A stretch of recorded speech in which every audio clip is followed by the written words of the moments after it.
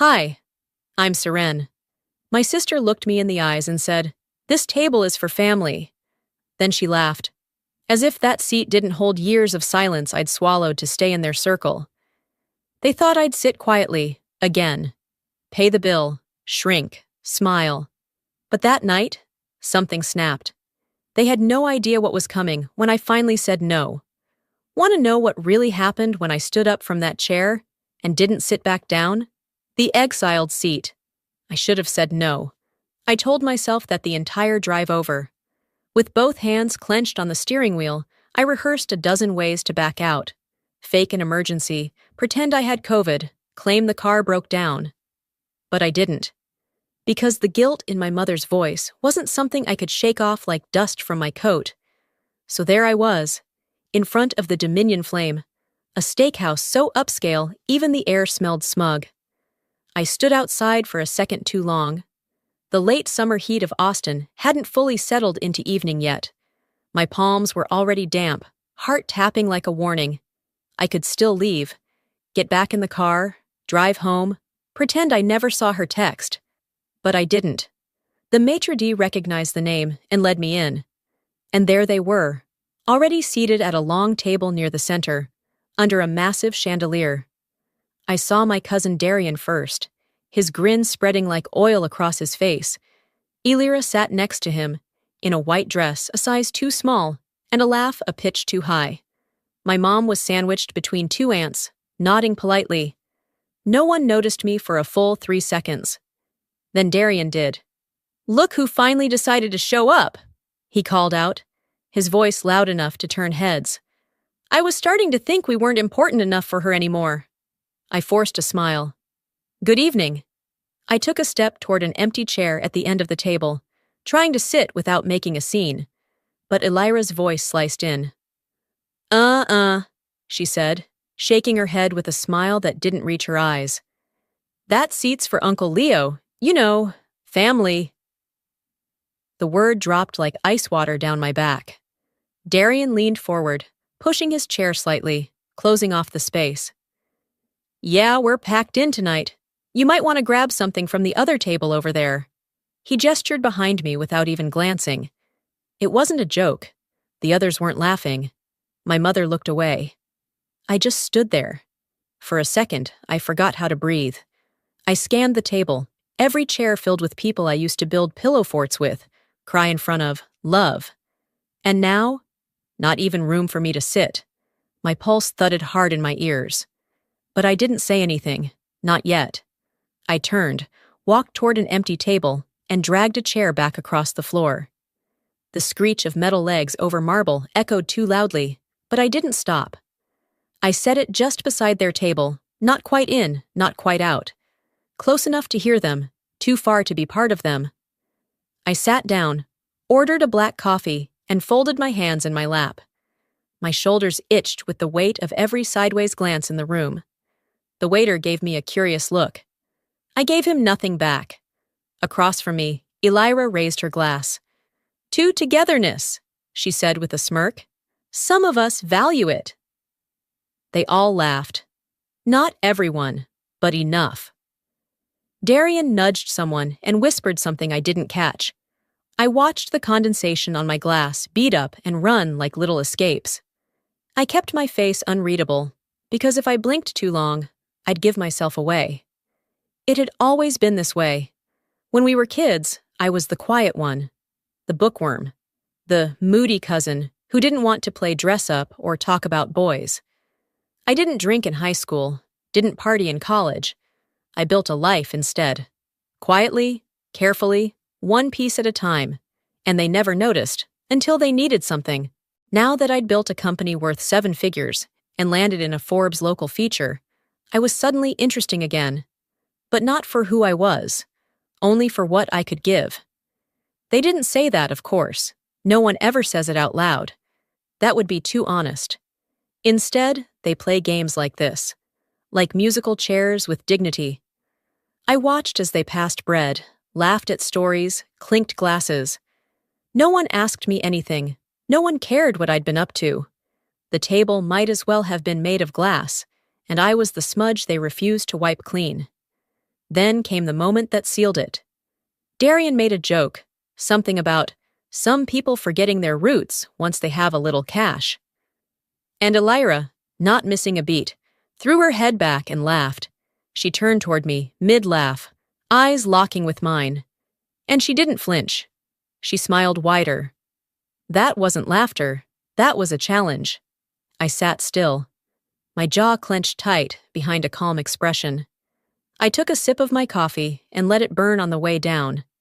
Better that than letting them see how much it all still hurt. This wasn't awkward. It was war. A plate full of expectations. I didn't flinch. Not on the outside. But inside, I felt something shift. Like a thread pulled too tight, finally starting to snap. Darian's jab. Elira's laugh. That look in her eyes. It was all part of the same script I'd seen before. But this time, I wasn't watching from the wings. They'd shoved me center stage, and I knew my role. The outsider with the wallet. A waiter appeared with a smile that felt rehearsed. Would you all like to see the dinner menus now? Darian sat up straighter and clapped his hands once. Let's do it, I'm starving. Menus were handed out like invitations to a performance. Oversized, leather-bound, designed to impress. Darian opened his dramatically, glancing toward Elira as if they were co-stars in a show only they understood. This place has Wagyu, right? He asked, flipping pages like he already knew the answer. I'll take that, medium rare, and let's do lobster too. He barely paused before shutting the menu with a thud. Oh, and a bottle of that Cabernet we had at Dad's birthday. Elira giggled. You're so predictable. But yeah, get one for the table. My eyes hadn't left my menu. Not because I was reading, but because I didn't want to meet their stares. I already knew what was happening. They hadn't asked me what I wanted. They didn't care. This wasn't about food. It was a declaration of entitlement, of assumption. I was the designated provider, seated on the fringe, yet expected to bankroll the entire fantasy. I glanced up and caught Darian's smirk. You good with that, Serene? He asked, voice smooth like he was doing me a favor by including me in the decision. I blinked once. Sure, sounds festive. He grinned wider. Knew you'd be cool. You always come through. Elira turned to the others. We should make tonight count. It's not every day we're all together. Rachel chimed in. Yeah, and if we're gonna celebrate, we better do it right. Might as well make it memorable. The rest of the table murmured in agreement. One of my uncles chuckled. Long as someone picks up the check. I froze, just for a second. And then came the kicker. Harlan leaned forward, his voice louder than necessary. Oh, come on. It's not like Seren can't handle it. She makes more than the rest of us put together. Laughter bubbled up around the table. Not loud, just enough to sting. That's right, Rachel added. She's our little tech queen now. Let her treat us, Elira said, tilting her head like it was the most natural thing in the world. That's what family's for, right? My fingers curled slightly under the tablecloth. They weren't even pretending to be subtle anymore. What started as snide remarks had evolved into a full-on group performance. The room was dim, but I could see every glint of satisfaction in their eyes, like they'd rehearsed this and couldn't wait to hit their lines. I could have said something then. I could have called it out.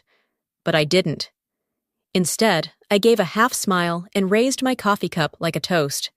To family, I said. They clinked their glasses, celebrating the punchline, not realizing I was rewriting the story in real time. Because I wasn't mad. Not yet. What I felt was precision. They thought they had me pegged. That I'd sit quietly, take the hits, and pay for the pleasure. They had no idea what I was planning. The rest of dinner passed in fragments. Appetizers arrived, crab cakes, truffle fries, foie gras. The conversation blurred, all surface-level chatter, with undercurrents of comparison, judgment, and performance. No one asked about my work. No one mentioned the startup I'd sold. No one said my name unless it followed a joke. I sat there, quietly calculating, watching them pour wine, pass plates, make toasts. They weren't trying to connect. They were trying to impress each other and punish me at the same time. And I let them. Because the more they talked, the more obvious it became. They weren't just trying to make me pay the bill.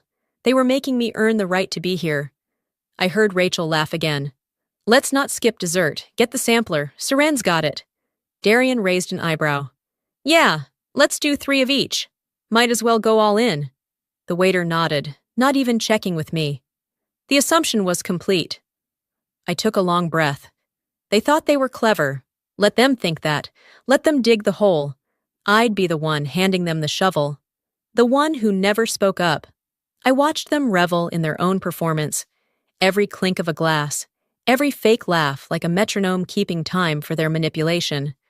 They thought they were winning. But what they didn't see was me scanning the table. Not for food, not for kindness. I was searching for one face. The only one I'd come here for. My mother. Maeve sat near the middle, her back straight, smile soft, eyes darting to the candles, the ceiling, the waiter. Anywhere but me. I waited for her gaze, a glance, even just the brush of concern. Nothing. She looked past me as if I were a shadow on the wall, like I wasn't even here. And that's when the ache twisted deeper. Not because they were laughing, not because they were greedy, but because the one person who knew better was silent. She always had been. The memory hit hard, so vivid I could almost feel the fabric of my childhood dress again. I was 11. Darian had poured orange soda in my backpack at my own birthday party. Said it was because I acted better than everyone. I had run to the kitchen, crying, hands sticky, notebooks ruined. Maeve had pulled me aside, smoothed my hair, and said, "Sweetheart, boys tease the girls they're threatened by. Just let it go. No correction, no defense, no apology for me, just a request to be quiet." And I had listened. Back then, I thought it was strength. Now, I knew better. The plates were being cleared when Elira's voice broke through the hum. "You know what I've noticed?" she said, brushing imaginary crumbs off her lap. "Self-made women are always the coldest, like they forget how to connect." I didn't look up. I didn't need to. The comment wasn't about women in general. It was about me. Darian laughed, of course. Rachel muttered, "Amen to that." I let the words hang there like smoke. Slowly, I raised my eyes and looked at my mother again. She shifted in her seat. Her lips moved just enough to say, "They didn't mean it like that." I blinked, once. And that was it. She wasn't defending me. She was excusing them, again. She whispered it low, like she didn't want to stir the pot, like my feelings were a disruption to the balance she kept trying to maintain. And in that moment, I felt something crack. Not loud, not messy, just final. There would be no scene, no shouting, but something was leaving me. Something that had tried, for years, to believe this family could change. My fork was still in my hand, but I didn't touch the dessert they'd ordered for the table. I wasn't hungry. I was unraveling, quietly, intentionally. I drifted back into memory again. Not a moment, but a pattern. The dozens of times my mother had asked me to be the bigger person, to let it slide, to not make things worse. It was always about keeping the peace, even if that peace cost me every piece of myself. I stared into my half-empty coffee, the bitter edge still clinging to the rim. A waiter passed, offering another round of wine. I didn't speak, just raised my hand in a soft decline. I heard them still laughing, heard my name mentioned under someone's breath. I didn't care enough to track who it was. I wasn't sitting at their table. I wasn't even sitting in their reality anymore. In my mind, I began stepping back, not from the table, not from the room, but from the expectations that had caged me my entire life. For the first time in years, I saw Maeve not as mom, but as a woman who had chosen silence, again and again. And no matter how much I'd wanted her protection, I could no longer excuse her absence just because she came wrapped in motherhood. They joked, they drank, they piled desserts into each other's plates, and I sat still, letting the numbness wash in. Not to escape, but to prepare. Because while they laughed, I was changing. While they circled the same game, I was stepping off the board. And when I looked at my mother one last time, her eyes finally found mine. She blinked, startled, like she hadn't expected me to still be watching. I didn't smile. I didn't flinch. She chose silence again. And now, I choose something else. The mask and the ultimatum. I didn't say a word. Just held my mother's gaze long enough for her to understand. I wasn't waiting anymore. The silence between us stretched for maybe 2 seconds. Then I stood and quietly excused myself, stepping away from the table as naturally as I could. I made my way to the lounge area off the main dining floor, where the lights were lower, the music softer, and the illusion of peace a little more believable. It wasn't about needing air, it was about not suffocating. I sat near a tall window facing Congress Avenue. The view was blurred by the reflection of the chandelier behind me. People passed by outside, free and unaware. For a brief second, I envied their anonymity. Footsteps approached. I didn't look up, I already knew. "Hey," Darian said, voice smooth like always. "You okay?" I didn't answer. He took the liberty of sitting across from me like we were old friends catching up over drinks. "You know how they are," he began, tone casual. Loud, dumb, a little tactless, but harmless. I kept my eyes on the street. He waited a beat, then leaned in. "Look," he said, lowering his voice. "Between you and me, this whole dinner, it wasn't just about catching up. You probably figured that out already." "No kidding. But here's the thing," he continued, flashing that tired charm he used on women and investors alike. "You showing up tonight? That meant a lot. To Mom, to the family. They were never going to say it, of course. They're all too proud for that. But they notice, especially after, well, you know, the Forbes piece." There it was. He gave me a tight-lipped smile. "You've done well for yourself, Saran. We all see it." I said nothing. "And tonight? It's just a dinner. One bill. It's not about the money. It's about the gesture." He smiled like he'd just solved world peace. "You pay, we laugh, we drink. We toast to you. Everyone walks away feeling good. Win-win." I turned to face him fully. "You mean I pay, and they feel good?" He blinked, but the smile didn't falter. "Semantics." I leaned back in the chair. "So that's the plan, huh? Hand me the script and hope I play along." He chuckled, low. "Come on, Saran. Don't turn this into some kind of protest. It's family. We razz each other. We lean in. We cover when someone can't. We're all adults. You're not gonna let a couple offhand jokes ruin the night, are you?" That word again. Family. Funny how it was always weaponized when they wanted something. I didn't raise my voice. I didn't shift in my seat. "I'm not here to ruin anything," I said evenly. "But I'm also not here to fund a show I wasn't cast in." He exhaled sharply, eyes narrowing just a little. "Okay," he said, dropping the smile. "If that's how you feel." There it was, the pivot. The moment charm slid into pressure. "But just know," he continued, "if you don't step up here, it won't go unnoticed." I stared at him. "Is that a threat?" I asked. "No," he said too quickly. "It's just reality.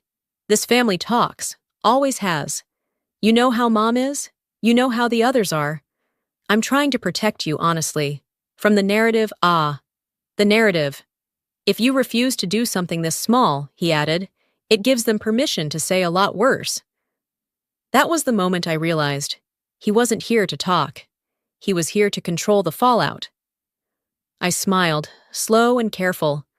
"You don't get to build a fire under me," I said, "and then ask why I'm sweating." He sat back like I'd slapped him. I leaned forward slightly. "And if you think I'm the kind of woman who pays hush money in the form of cheesecake and lobster, you're not nearly as smart as you think." He blinked. For the first time all night, Darian actually blinked. Then he glanced away, adjusting his shirt collar like it had suddenly gotten tight.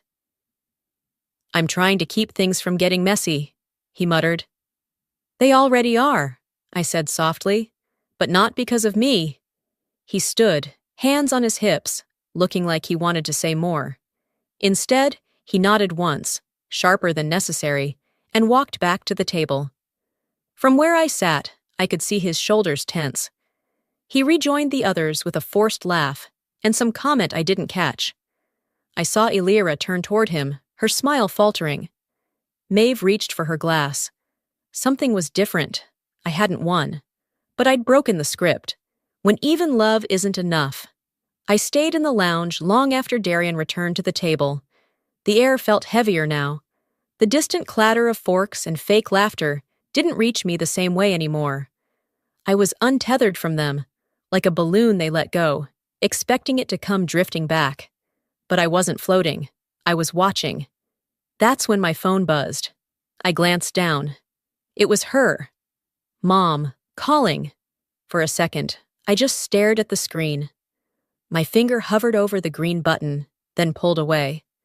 I let it ring twice more before I answered. Serene! Her voice cracked softly, barely louder than a whisper. Sweetheart, are you okay? My throat tightened. She sounded like she used to, on those rare nights when I had the flu, or after Dad left and I cried into her lap. She sounded like the mom I used to believe could fix anything. I know tonight was hard, she said, pausing. They can be a lot, but they're not bad people. They just don't always know how to handle your success. You've always been strong, stronger than them. I leaned back in the chair, eyes on the ceiling now. Is that what this is? I asked quietly. Me being punished for doing well? No, she said quickly. Don't twist my words, baby. I'm saying, you're not like them. You've got the backbone. That's why I knew you'd handle this better than they would. She meant it as a compliment, but all I heard was surrender. She was asking me to carry the weight again, wrap it up, swallow it down, and be the better person. Still, for a moment, I let myself believe her. Maybe she really was trying. Maybe this was her way of saying she saw me now, not as an ATM or a black sheep, but as her daughter. Maybe. After the call ended, I didn't move. I just stared at the dim chandelier above me, the light fracturing slightly through a small crack in the glass. Like everything beautiful in this family, it was polished, but broken. By the time I got home, it was past midnight. I didn't even bother turning on the lights. I set my phone on the kitchen counter and poured myself water, my mind replaying her words again and again. You've always been strong. That's why I knew you'd handle it. She hadn't apologized. She hadn't acknowledged her silence. But she'd called. And that had meant something, hadn't it? I went to bed thinking maybe I'd call her back in the morning. Maybe I'd invite her over. Maybe we could start from a quieter place. But morning had its own plans. My phone buzzed again. This time, it wasn't a call. It was a message. Mom. Seren, don't make this about you. Think of the family's name. Just help them out this once. That was it. One sentence. And every fragile piece of hope I had been clinging to shattered with it. Not because she asked for help, but because she said, don't make this about you. As if I was being dramatic. As if their cruelty, their laughter, their constant belittling was just a moment I had blown out of proportion. She didn't call to mend anything. She called to soften me up. The tears didn't come right away. Not out of pride. There was just nothing left in the tank. My chest was heavy, but my eyes stayed dry. I opened the message, read it twice, then slowly typed my response. I'm not your scapegoat, not anymore. I hit send. No punctuation, no room for misreading. I set the phone down, stepped away from the kitchen and into the hallway, each footstep quieter than the last. The emotional cord had snapped, not with a scream, but with a silence I no longer feared. I was done asking to be understood. Now I would make myself clear. Smile for the camera, I had made myself clear. At least, I thought I had. But clarity doesn't mean people will listen. It just means they'll find a new way to pretend they didn't hear you. I was still in the hallway, leaning against the cool wall, when my phone lit up again. A new text. Elira. Hey, I just wanted to say I'm really sorry if tonight felt weird. I know things got awkward. I still love you. You know that, right? No punctuation at the end. No ownership of what she'd done. Just vague softness wrapped in sugar, and wrapped again in self-preservation. I stared at the screen for a moment, letting the message sit there like a cheap peace offering. Weird. That's what she called it. I didn't reply. Not yet. Something about it didn't sit right. The tone was off. Too polished. Too rehearsed. I locked my phone and stood up straight, already planning to leave. But curiosity got the better of me, and as I walked slowly back toward the dining area, I opened Instagram. A notification popped up. Elira.Ray tagged you in a story. I tapped it. It was a boomerang clip, one of those cheerful little loops. The table, laughing, glasses raised, everyone smiling like it was the best night of their lives. Caption: Family over everything. I looked closer. The video had been taken earlier, just before dessert. I remembered that moment, because it was the exact second I'd gotten up to leave for the lounge. I was in the frame, kind of. You could see my elbow, half my shoulder, cut right at the edge. Like an afterthought, someone forgot to crop properly. She'd tagged me, but carefully angled the video to crop me out visually. I was there, but I wasn't. It was surgical, a curated illusion. That was never an apology. It was a setup. Text me sweetly, post me silently. It wasn't reconciliation. It was branding. I was being used as a prop in a narrative where they looked like the inclusive, loving, messy but adorable family, and I was just the blurry ghost who never fit in frame. I took a breath. It didn't steady me, it only stoked the fire. No more backing down, no more be the bigger person. I wasn't interested in size, I was interested in truth. I walked back to the table slowly, with a calm they didn't recognize on my face. Elira noticed me first. Her expression tightened just a fraction before she replaced it with a smile. That same stage smile I'd seen since we were kids. The cameras on, behave smile. She opened her mouth to speak. I didn't give her the chance. If anyone here thinks I'm just here for your highlight reel, I said, loud enough for everyone to hear, but not loud enough to startle. Let me make this very clear. I pulled out my own phone, held up her Instagram post. I am not your accessory. Her mouth opened, but I didn't stop. You want me cropped out of your life? Do it honestly. Don't tag me for optics. Don't pretend you reached out when all you did was hide your insult behind a filter.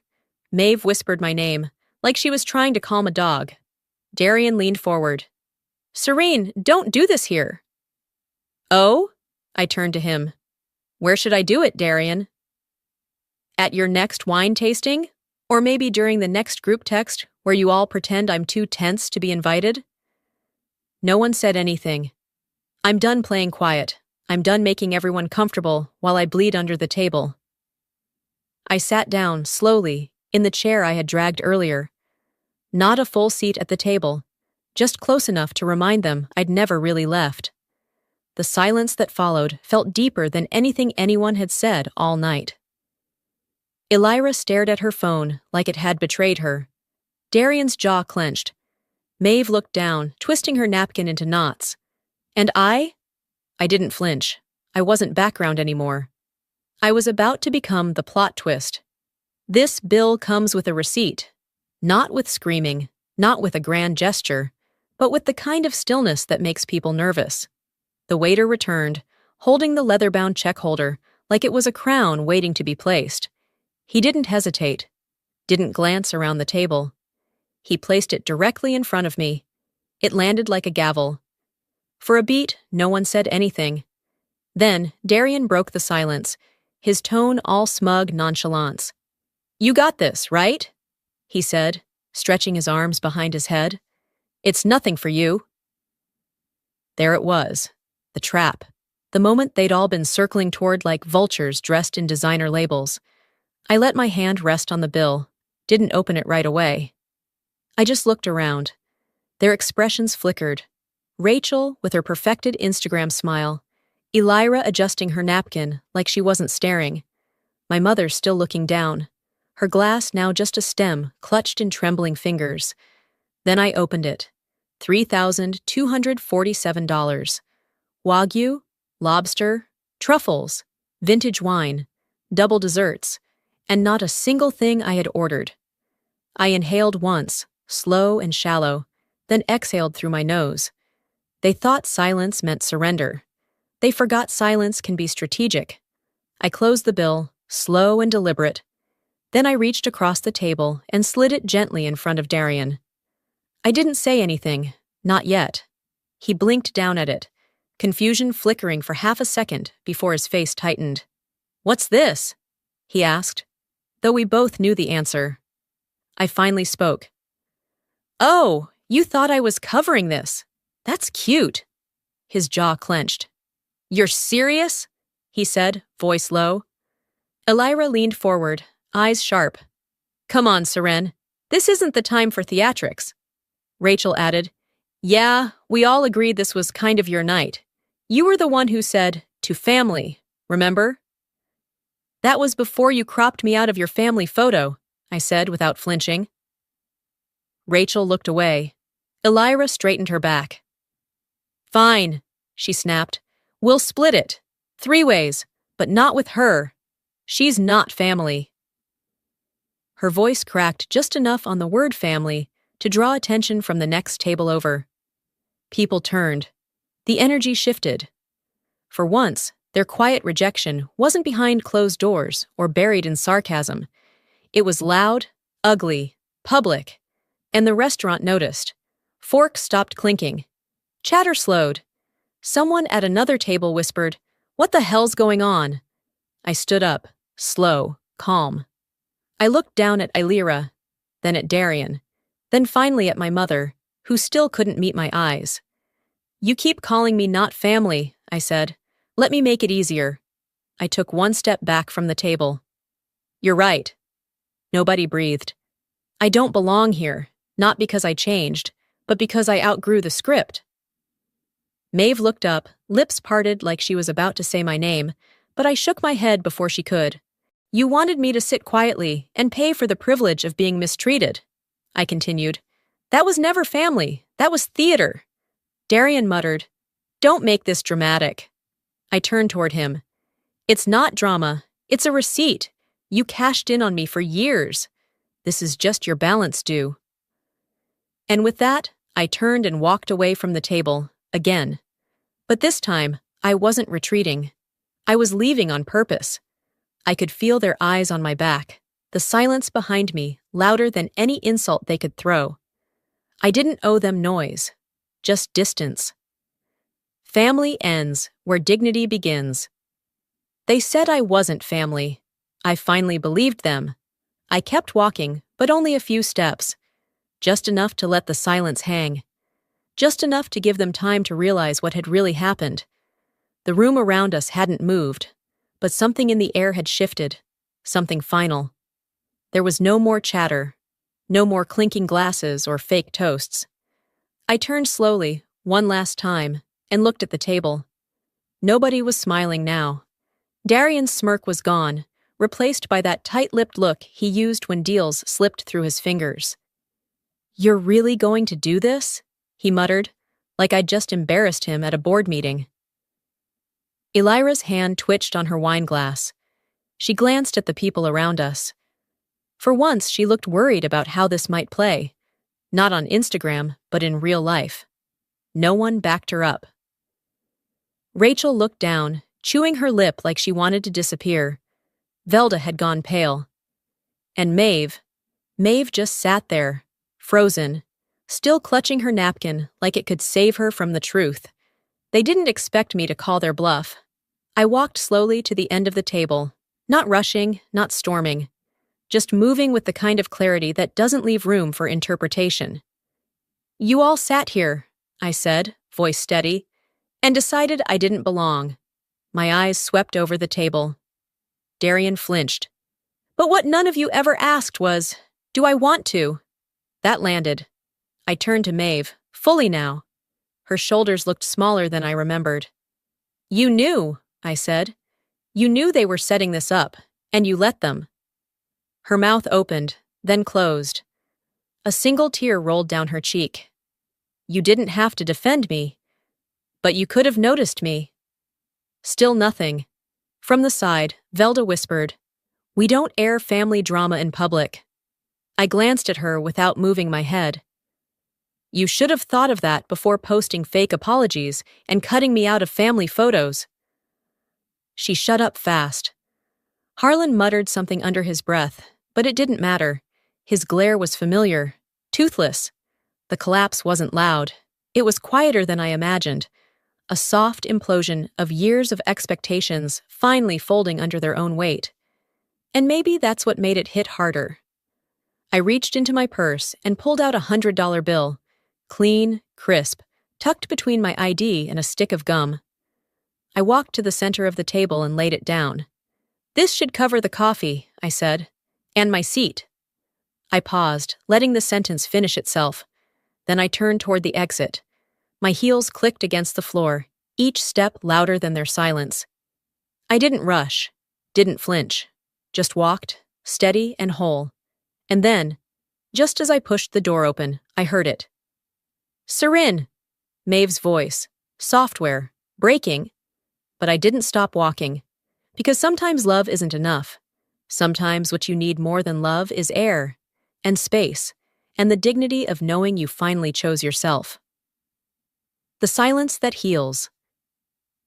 I never looked back, but I heard my name. And this time, I didn't stop walking. 2 days later, I woke up in my apartment, wrapped in a kind of stillness that didn't ache. There were no missed calls, no texts, no new voicemails, no digital breadcrumbs leading back to that table. Just me, the soft hum of the air conditioning, and the late morning sun filtering through half-closed blinds. For the first time in longer than I could remember, I wasn't bracing for the next thing, the next jab, the next demand, the next guilt-laced, I just need a little favor. The silence didn't feel empty, it felt earned. I sat up slowly. My body wasn't sore, but something deeper inside me felt reset, like I had crossed a bridge and burned it behind me, not in rage, but in necessity. Mid-afternoon, my phone buzzed once. A voice message. Maeve. I hesitated. My thumb hovered over the play button for a full minute before I tapped it. Her voice was softer than I expected. Tired. Cracked around the edges. Serene, I don't expect you to forgive me, and I'm not going to pretend I didn't make it worse. There was a pause, the sound of her breath hitching. I know they were wrong. I know I should have said something. I was scared. That's not an excuse, but if you never come back, I still love you. Click. No follow-up, no second message, just that. I didn't cry because I was broken. I cried because, for once, someone in that family didn't ask me for something. She just left the door open, quietly. I played the message again, then set the phone down, and didn't reply. Not out of anger, out of clarity. Some wounds heal with time. Others become part of the skin, like a scar you stop noticing until someone touches it. Later that night, I opened my laptop. My startup's dashboard lit up with numbers, graphs, real momentum. The work I'd built without a single favor. Every email, every investor pitch, every long night of questioning if it would all fall apart. And yet, here it was. Alive. Growing. I met my own eyes in the reflection of the screen. I didn't lose them, I whispered. I found myself. I closed the laptop and stood, walking to the kitchen where I poured a glass of wine and opened the balcony door. Austin's skyline stretched out in front of me, quiet, glowing, unaware of my family's theatrics. The kind of city that lets you disappear and reappear entirely on your own terms. Just as I took the first sip, my phone buzzed again. A message from Elira. A photo. The rest of them gathered around Maeve's backyard fire pit, smiling, toasting marshmallows. The caption read, "Real ones only, family first, I didn't open it, didn't zoom in to see who else was there. I placed the phone face down on the counter. I poured a little more wine, then walked back to the balcony and leaned against the railing. The city didn't ask me to smile. It didn't require an explanation. It just let me breathe. You can still love someone and still leave. Maybe you've been there, at a table where everyone smiles like nothing's wrong, while you sit there wondering how you became the outsider in your own family. I've been there too. And walking away wasn't easy, but it was necessary. I didn't leave out of anger. I left to protect my peace. Because family doesn't mean tolerating disrespect. Loyalty shouldn't come at the cost of your identity. It took me years to understand. You can love someone and still choose distance. You can set boundaries without guilt. And silence, when it comes from strength, not fear, is powerful. If this story hit close to home, drop a 1 in the comments, or let me know where you're watching from. If it didn't, that's okay. Tell me why. Your voice matters here. And if this message meant something to you, hit that subscribe button. There's more truth-telling to come, and I'm glad you're here for it.